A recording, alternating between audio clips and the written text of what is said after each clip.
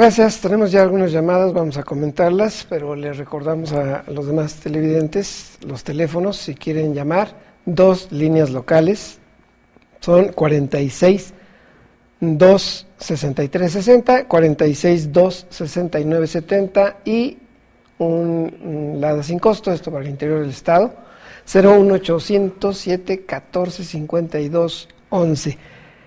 Interrumpimos, pero pues le damos preferencia a las preguntas de los televidentes, doctor.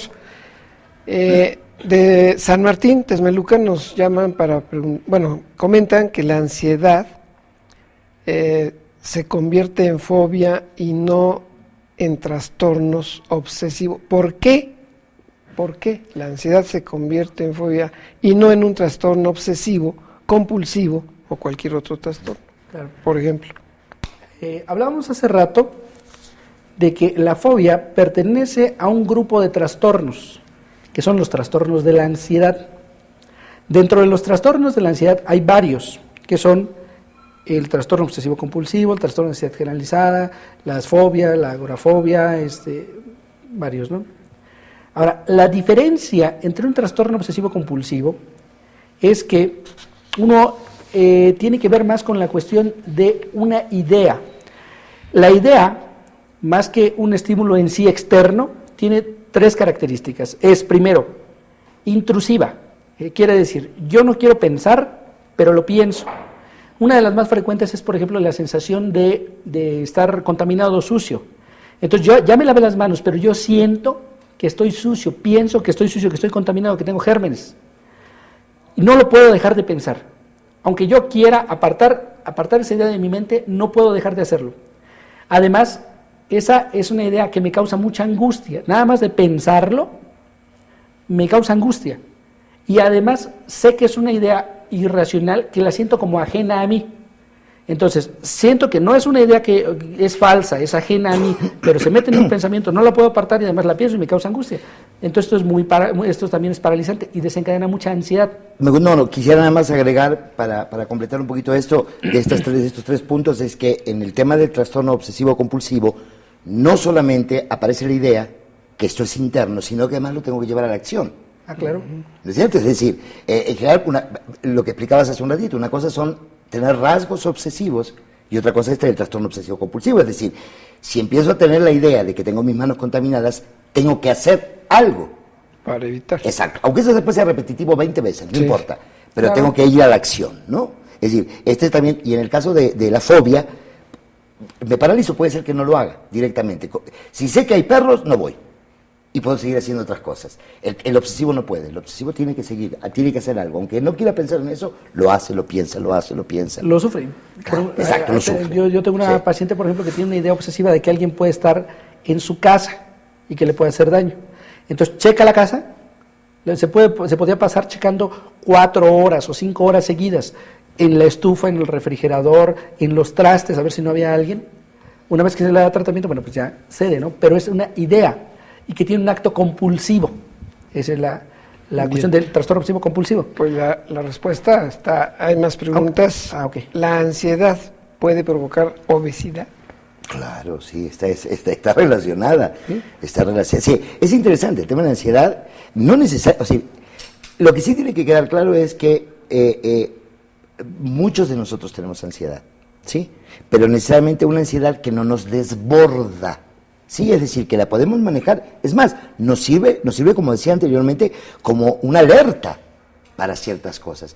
Pero cuando supera esa norma, esa normalidad, y se va a la parte normal, se puede ir para cualquier lugar, ¿no? Entre ellos se puede ir para la obesidad, para comer, para tomar, para fumar, para así, aunque hay algunos otros componentes, no son uno, pero generalmente la gente que tiene obesidad, el componente de la ansiedad es muy... Claro. Muy importante. Porque la ansiedad es un poco, lo digo yo a los pacientes, que es como el agua entre las manos, que no se detiene, o sea, se va, se filtra y aparece de 1000 maneras.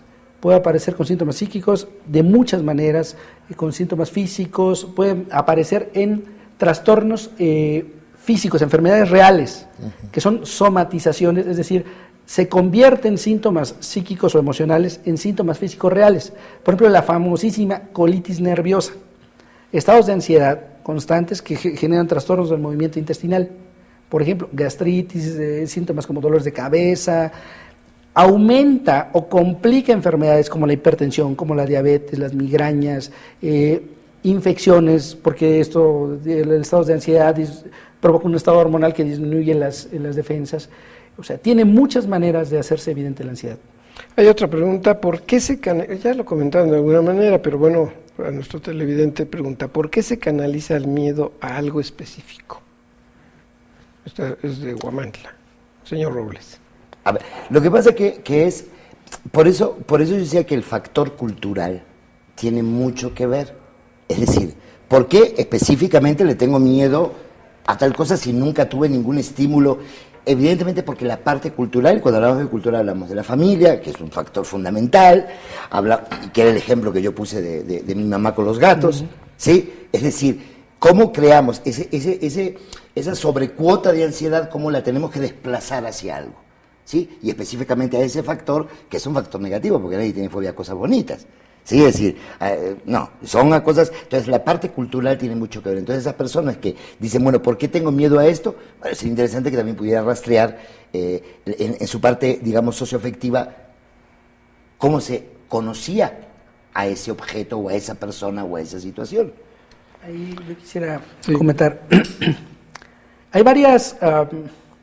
Digamos que dentro de la psicología o el estudio de los procesos mentales, hay varias corrientes teóricas y terapéuticas, ¿no? Por ejemplo, las corrientes humanistas, la cognitivo-conductual, las corrientes psicodinámicas, y hay también argumentos biológicos de cómo es que se llega específicamente a tener una enfermedad.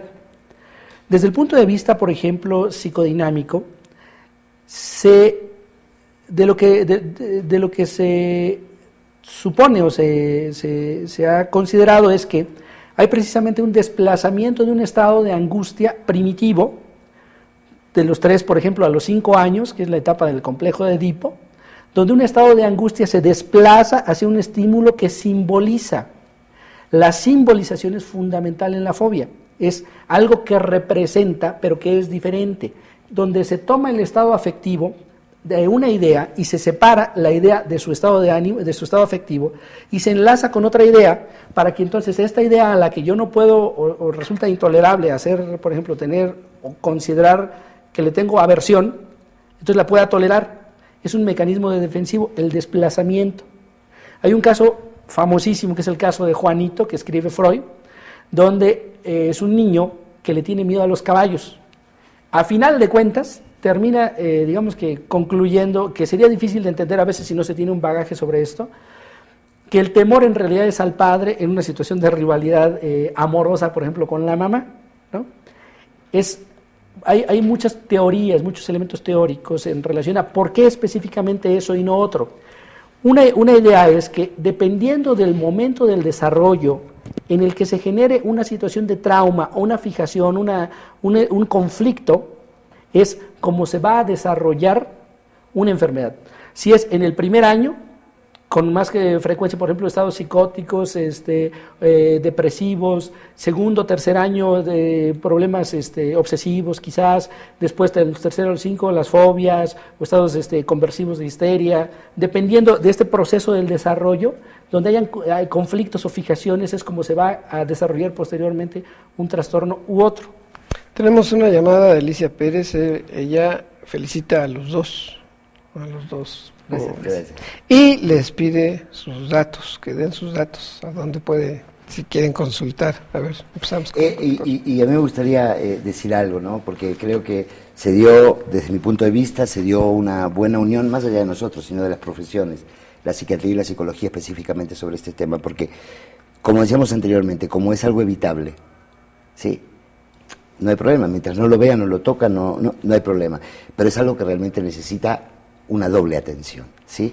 Es decir, esta ansiedad que sobrepasa cualquier límite realmente es agotable para cualquier persona, y emocionalmente, por supuesto, también, ¿no? Bueno, sí. La persona quiere sus datos, pero ya vamos a ir al corte. Entonces, Después del corte, okay. Por favor, los datos para esta persona, y ustedes, amigos, todavía pueden preguntar. Vamos a un corte. Muy bien.